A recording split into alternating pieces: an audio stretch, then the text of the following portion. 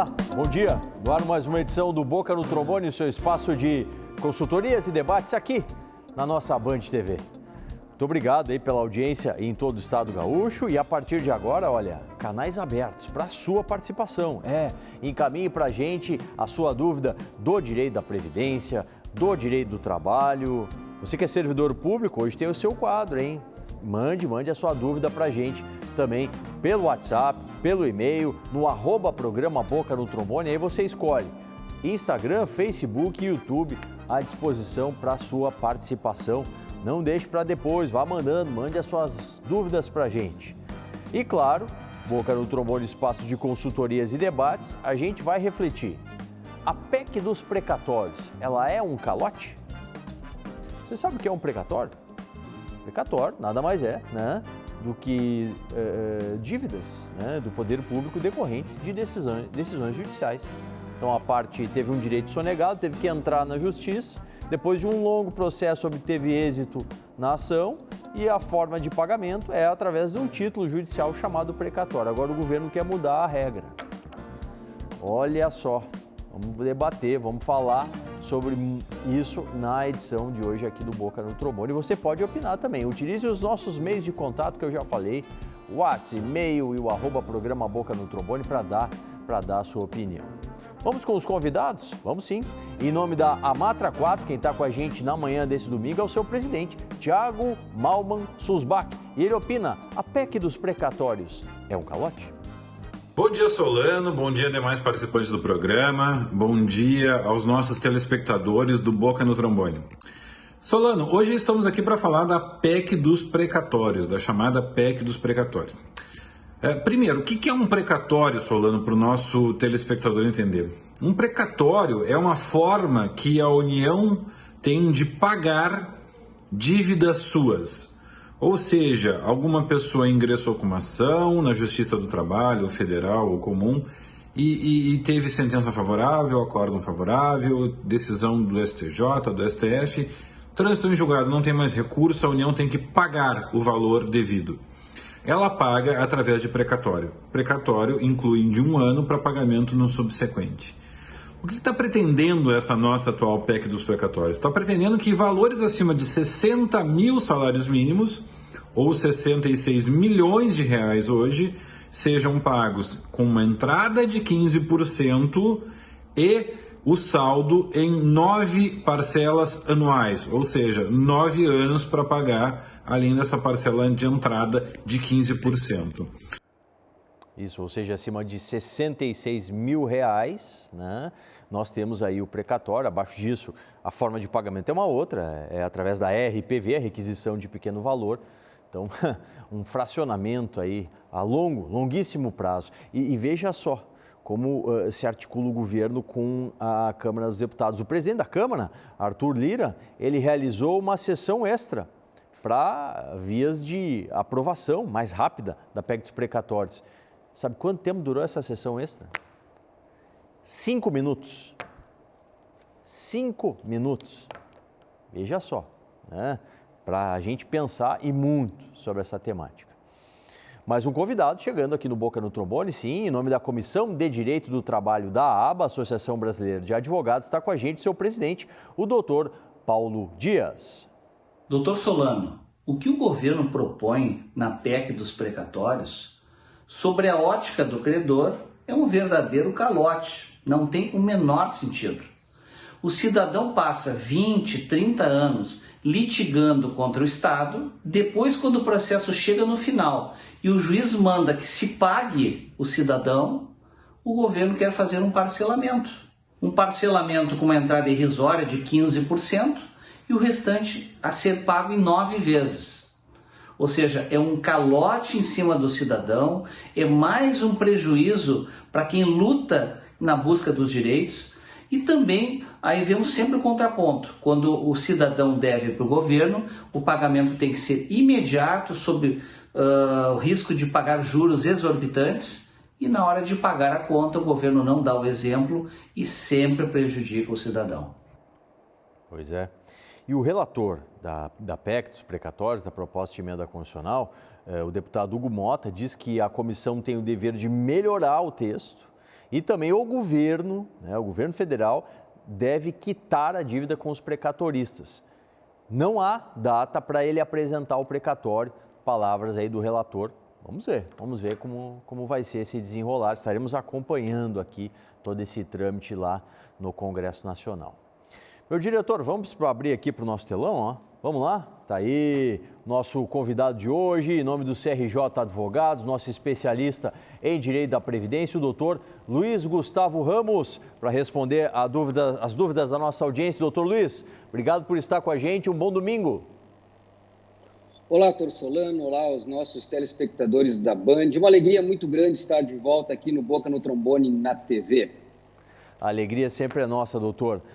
As perguntas já estão chegando, vamos encaminhando elas para o doutor Luiz. O Carlos, ele diz que tem um processo contra o INSS. O juiz homologou o cálculo do INSS e o meu advogado não aceitou. O que fazer? É a dúvida do Carlos, doutor. Carlos, teu processo está na fase de cumprimento de sentença, ou seja, o mérito do processo já foi decidido. Tu ganhou a ação, agora o teu advogado está lidando com o processo para cobrar os valores atrasados que tu tens direito. Está havendo um problema aí no cálculo. Se o teu advogado não está concordando com o cálculo do INSS, provavelmente porque há algum equívoco. Se o juiz já decidiu e essa decisão foi favorável ao INSS, o que cabe ao teu advogado agora é ingressar com recurso, se assim ele entender que ainda é possível. Mas o caminho agora é um recurso para o tribunal analisar a questão.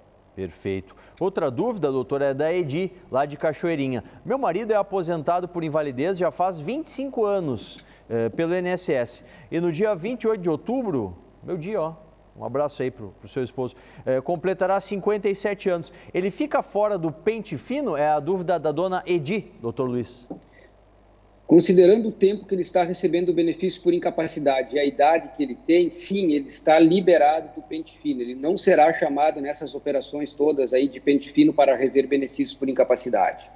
Mais uma nesse bloco aqui ainda para o doutor Luiz, do Cláudio. Me aposentei em 23 de outubro de 2018, com 38 anos, 11 meses e 17 dias de contribuição e 55 de idade. Entrei na justiça, me deram mais um mês e 12 dias, então eu fiquei com 39 anos e 29 dias de contribuição. Muda o meu fator previdenciário? É a dúvida do Cláudio, doutor Luiz Gustavo. Cláudio, primeira resposta à tua pergunta. Sim, muda, mas é uma mudança irrisória, né? Quanto maior o tempo de contribuição, melhor é o fator, mas é muito pouca diferença que vai haver no caso concreto. Agora, eu chamo a atenção dos nossos telespectadores para o caso do Cláudio. Vejam a importância de procurar um profissional habilitado antes de encaminhar a aposentadoria. O Cláudio, alguns meses ele não acabou fugindo da regra do fator previdenciário. Então, o senhor, a senhora, antes de encaminhar um benefício previdenciário junto ao INSS, procure uma orientação adequada, principalmente agora, depois da reforma da Previdência. Há várias possibilidades. Talvez uma consulta com um profissional habilitado signifique uma importante diferença no valor da renda mensal da sua aposentadoria. É verdade, tem que planejar, né? Planejamento previdenciário, temos falado bastante. Daqui a pouquinho o doutor Luiz retorna aqui para mais dúvidas. Você vai encaminhando para a gente aí, WhatsApp, e-mail e no @programa Boca no Trombone. E o doutor Luiz está com a gente na Rádio Bandeirantes. Olha só. Aos sábados, na Rádio Bandeirantes, o Boca no Trombone responde dúvidas previdenciárias e trabalhistas. Também tem muita opinião sobre os temas do momento. Sábados, 7h30 da manhã, Boca no Trombone, na Rádio Bandeirantes. Anotou aí? FM 94,9 é o dial da nossa Rádio Bandeirantes.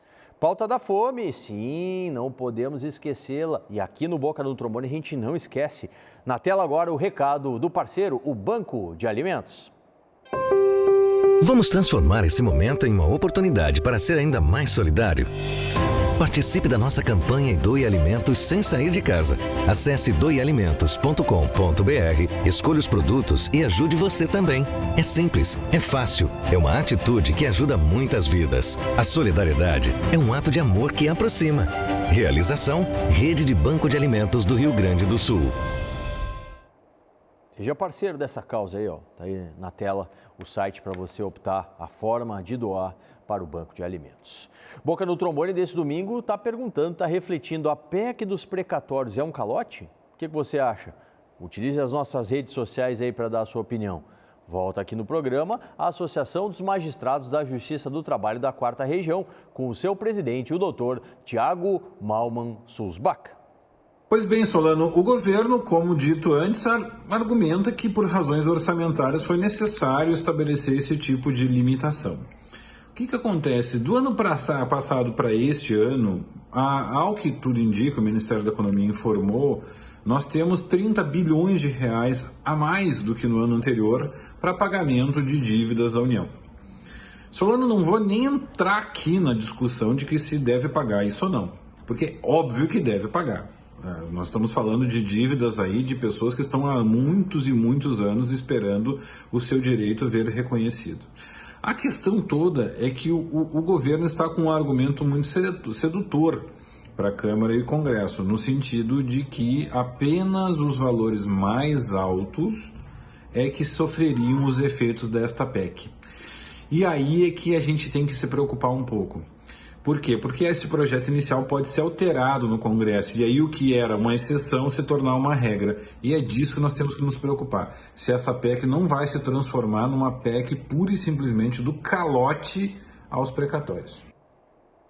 Justamente, né? Por isso do debate, porque valores advindos de dívidas judiciais para pagamento de precatórios e também o Bolsa Família, que é um dos argumentos do ministro da Economia, Paulo Guedes, para a aprovação da PEC dos precatórios. Segundo ele, tem que aprovar para poder pagar o Bolsa Família, mas antes mesmo dessa aprovação, os valores do Bolsa Família e os valores dos precatórios já estão previstos no Orçamento Federal.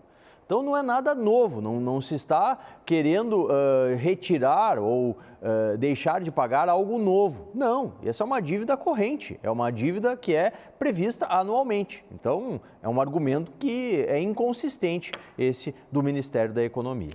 Mais uma participação da ABA, Associação Brasileira de Advogados, com o presidente da sua Comissão de Direito do Trabalho, o doutor Paulo Dias. Essa prática tem sido muito mal vista pelos analistas de mercado, pois é um indicativo que o governo procura não honrar as dívidas com cidadãos. Imaginemos para as empresas que querem investir no Brasil, os investidores, o que quer o investidor? Ele quer um ambiente fiscal sadio, onde o governo dê o exemplo, onde haja um equilíbrio e uma harmonia. Isso mancha a imagem do país internamente e externamente e deve trazer com certeza prejuízos em relação a futuros investimentos. É um problema para a grande engrenagem da economia, né? E a pergunta que fica é, por que não retirar, então, se pensa em contenção de gastos, por que não retirar valores, por exemplo, dos cartões corporativos? Por que não? Você sabe quanto foi a diária do hotel da comitiva brasileira na reunião agora da ONU, lá nos Estados Unidos? R$10 mil por dia. Tem que se pensar, gente. Vamos pensar bastante nisso. Mais consultoria? Mais dúvidas? As dúvidas que chegam para a gente no @programa Boca no Trombone e também pelo WhatsApp e pelo nosso e-mail. Hoje a gente está recebendo com muita alegria o doutor Luiz Gustavo Ramos, do CRJ Advogados, nosso especialista em direito previdenciário. A Helena, se a pessoa pagou o INSS por 6 anos, tinha a carteira assinada, contribuiu para a Previdência, hoje não paga mais INSS, tem 56 anos hoje, será que consegue o benefício da pessoa idosa quando completar, doutor Luiz, os 65 anos? É o que quer saber a Helena. Helena, para responder essa pergunta, eu precisaria saber se a pessoa, né, que pretende receber o benefício da pessoa idosa, que é o benefício assistencial, né, se a pessoa é uma pessoa carente ou não, uma pessoa de baixa renda, porque somente pessoas, né, como diz a lei, em condição de miserabilidade, pessoas de baixa renda mesmo é que têm direito de receber esse benefício, né, quando não paga INSS. Agora, Helena, eu sugiro que essa pessoa procure uma orientação, porque veja, ela já tem 6 anos de contribuição. Quando ela atingir a idade necessária para a aposentadoria, talvez ela possa começar a contribuir, voltar a contribuir com uma contribuição de 5% sobre o valor do salário mínimo. Existe essa possibilidade. E talvez, se ela voltar a contribuir, ela conseguirá uma aposentadoria quando atingir a idade necessária. Vale a pena buscar orientações a esse respeito.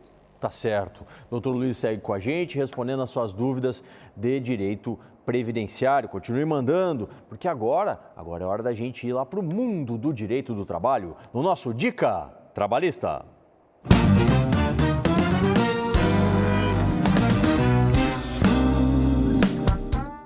Muito bom dia, doutor Solano e queridos amigos do programa Boca no Trombone. O Dica Trabalhista de hoje começa respondendo a dúvida enviada pelo Valmir de Canoas. Ele diz que pediu a sua aposentadoria, mas as empresas enviaram um PPP errado e assim ele não conseguiu dar entrada no benefício. Ele diz que o juiz negou porque não constava periculosidade no PPP, que é o Perfil Profissiográfico Previdenciário. Ele diz que trabalhava com instalação de postos de gasolina e ele questiona o que ele pode fazer contra as empresas. Valmir, a primeira coisa a se fazer é analisar o LTCAT, que é o Laudo Técnico das Condições Ambientais de Trabalho, que é o documento que embasa o PPP. Então, se não constar lá a periculosidade, aí existem algumas medidas judiciais cabíveis.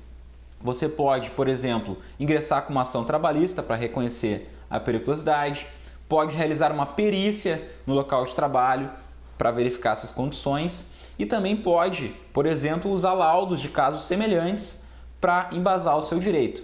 Mas eu aconselho que você procure um advogado especialista na área para verificar os detalhes do seu caso. A outra dúvida foi enviada pelo Marco Aurélio. Ele diz que fizeram análises do PPP do hospital onde ele trabalha e o técnico de segurança colocou que existia riscos biológicos no seu trabalho, mas ele entende que por trabalhar na manutenção do hospital, isso talvez não esteja correto. Marco Aurélio, a princípio, está correto sim, porque o hospital por si só, ele é um ambiente que apresenta risco biológico, seja por contato indireto com pacientes, pelo ar, enfim, e pelo próprio ambiente do hospital que pode estar contaminado. Então, a princípio, sim, ele está correto. O Dica de hoje fica por aqui, um abraço e até a próxima. Muito obrigado, doutor Diego Paim, do Dias e Paim Advogados, nosso consultor especialista em direito do trabalho. Você tem mais dúvidas da relação do patrão, do empregado, quer saber sobre férias, FGTS, as mudanças que acabaram acontecendo na legislação trabalhista durante a pandemia? Mande para a gente. Tem o @programa Boca no Trombone, tem o WhatsApp, tem o e-mail, olha, cardápio farto para a sua participação. Respondemos para você durante a semana lá no nosso Boca Digital. Bom, todo domingo a gente tem um espaço aqui da ABA, Associação Brasileira de Advogados, com as notícias, com as ações que são enunciadas aqui, são trazidas pelos advogados e pelas advogadas no Boca no Trombone. Nesse domingo está com a gente a doutora Rita Pavoni, e ela que é presidente da Comissão de Direito Imobiliário da ABA, e ela está falando sobre ações que estão sendo feitas pela comissão aqui na ABA Sul. Bom dia, Solano. Bom dia, telespectadores. Eu sou Rita Pavoni, advogada, especialista em direito imobiliário, presidente da Comissão de Direito Imobiliário da ABA Rio Grande do Sul. Estou aqui para falar da nossa jovem comissão. Digo jovem porque nós começamos a nossa comissão se inicia em janeiro de 2021. Nós estamos trabalhando com cuidado, com carinho, com responsabilidade, para que nós possamos trazer conteúdo, trazer novidades, trazer situações do dia a dia da área do direito imobiliário para os colegas e para a sociedade, porque quando nós falamos em direito imobiliário, nós estamos falando em sonhos, nós estamos falando em investimentos, então a importância desse ramo é muito grandiosa, e nós procuramos também trazer o viés da extrajudicialidade. Ou seja, sempre que possível, se evitar o conflito e sim ir para a via extrajudicial, dado inclusive a morosidade, os problemas todos que o nosso judiciário enfrenta. Então, nós estamos começando já a fazer lives entre nós, colegas de comissão, com as demais comissões, e assim nós buscamos crescer aos poucos, mas crescer com uma base sólida e ter uma comissão que realmente possa auxiliar os colegas e a sociedade. Muito obrigada, tenham todos um bom dia, me coloco à disposição sempre possível. Tema importante, hein? Direito imobiliário, tema importante também. Então, vamos trazer aqui no Boca no Trombone novidades sobre essa área. Mais dúvidas hoje com o doutor Luiz Gustavo Ramos, do CRJ Advogados. Doutor, o Paulo Roberto, lá de São José do Norte, ele diz que está ligado no Boca no Trombone, é aposentado por invalidez permanente, mas não é casado legalmente, mas já convive há 37 anos. No caso da minha morte, a minha esposa fica com os direitos? É a dúvida do Paulo Roberto, doutor Luiz. Paulo, sim, a resposta é afirmativa. A tua esposa teria direito, a tua companheira, no caso, teria direito ao recebimento de pensão por morte. Agora, no entanto, é muito importante, né, referir que é necessária a prova documental a respeito dessa união. Ou então seria importante que vocês fossem até um cartório e fizessem um documento, né, declarando ali que você já vive em união estável há tanto tempo, enfim, e isso vai facilitar no momento em que for postulada a pensão por morte. Mas direito ela tem, a questão é a prova da convivência. Isso é muito importante. Tá certo. Obrigado, doutor Luiz. Daqui a pouquinho retorna para mais dúvidas. Agora, você que é servidor público, estava aguardando, chegou a sua hora. Tá na tela o Direitos dos Servidores.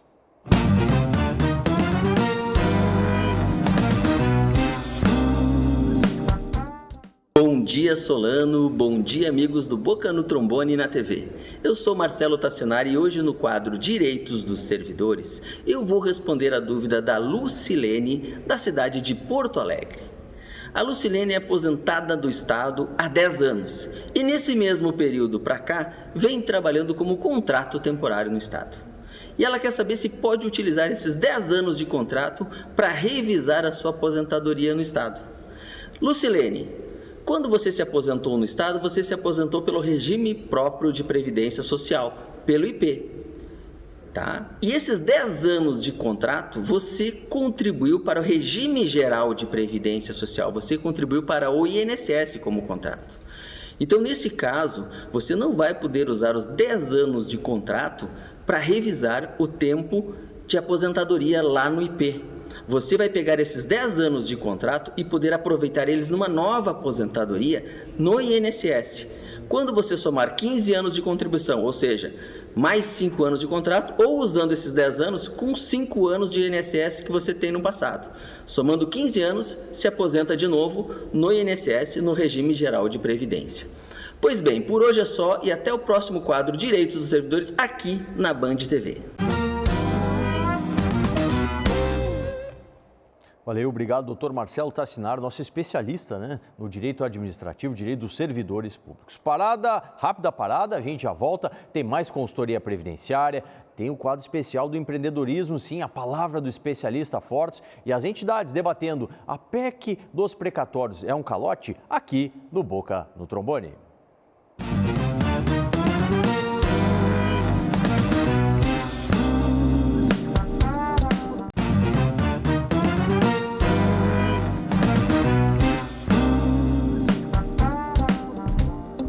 De volta com o Boca na manhã do seu domingo. Muito obrigado pela sua participação, pela sua audiência.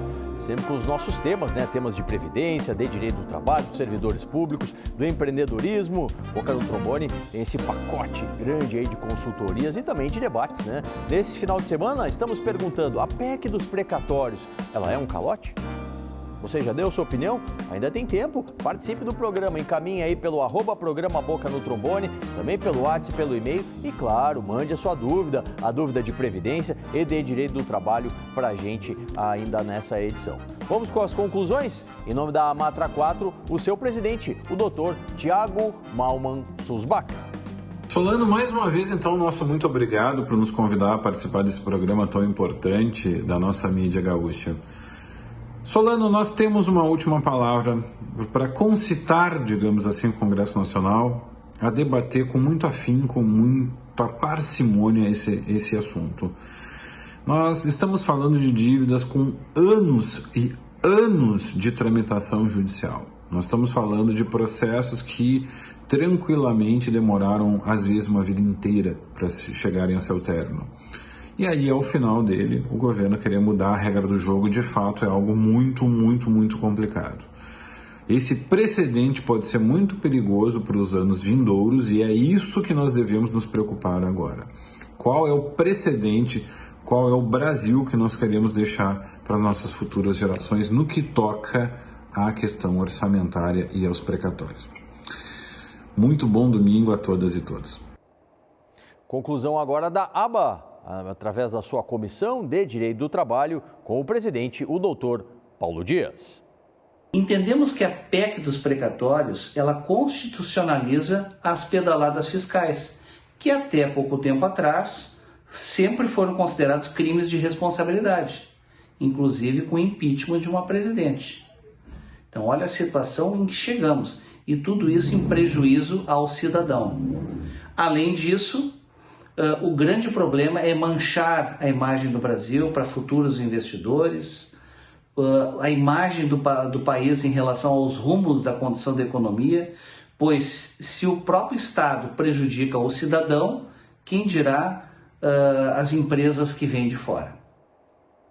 Vamos refletir bastante sobre esse tema e trazer novidades aqui no Boca no Trombone. Mais uma, a última aqui da nossa consultoria previdenciária com o doutor Luiz Gustavo Ramos. Doutor, a pergunta vem lá da Zona Sul do Estado, lá de Pelotas, da Tânia. Já encaminhei minha aposentadoria com uma advogada. Tenho 24 anos trabalhado, 61 de idade. Estava no auxílio-doença desde 2007 até março desse ano, quando cessou o benefício. Só que a minha advogada disse que só aparece para o INSS 14 anos e 11 meses. Ela me aconselha eu pagar o INSS enquanto não sai a aposentadoria. O que faço? É a dúvida da Tânia, doutor. Dona Tânia, se a senhora tem lá no INSS 14 anos e 1 mês, falta uma contribuição para a senhora atingir os 15 anos e provavelmente as 180 contribuições mensais. Vale a pena mesmo pagar essa contribuição? Aí a senhora encaminha um pedido de aposentadoria, se aposenta, começa a receber a aposentadoria e o processo judicial continua em andamento. Se a senhora ganhar, a senhora receberá também os valores atrasados decorrentes da ação judicial. Concordo com a sua advogada, a orientação dela está correta. Doutor Luiz, muito obrigado pela consultoria. Um bom domingo. Um abraço a todos e até a próxima, meu amigo. Valeu, obrigado. Doutor Luiz Gustavo Ramos, nosso consultor previdenciário no Boca no Trombone. Hora do empreendedorismo, sim, chegando aqui no Boca, a palavra do especialista Fortus.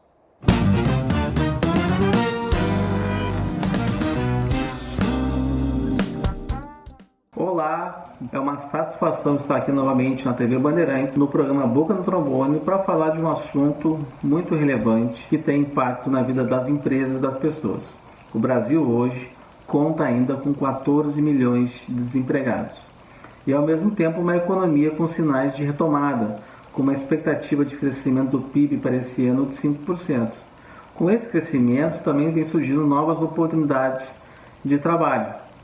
No entanto, a gente encontra empresas com dificuldade para encontrar o candidato certo e encontramos profissionais com dificuldade de achar a vaga de acordo com as suas experiências e habilidades. A Fortus RH, a empresa do Grupo Fortus, especializada em recrutamento e seleção de profissionais, vemos que trazer algumas dicas e sugestões para as empresas e para as pessoas que estão procurando uma vaga de trabalho. Para a empresa, é importante ter bem detalhado o perfil desejado, né? Deixar claro o valor do salário e benefícios, né? Ter um processo de integração, treinamento e acolhimento adequados. Contar com a ajuda de um profissional também é algo bem importante. Para o profissional é importante ter um currículo simplificado, objetivo, né? Com uma linguagem clara. Candidatar-se a as vagas que o candidato preenche os pré-requisitos solicitados. Pesquisar sobre a empresa contratante também é importante, mostra interesse e ajuda bastante no planejamento. Destacar projetos e resultados alcançados em empresas anteriores também ajuda bastante. E um ponto importante, comparecer às entrevistas e ser pontual. Caso você não tenha interesse na vaga, não agende, porque isso pode bloquear uma vaga de interesse futura. Muito obrigado.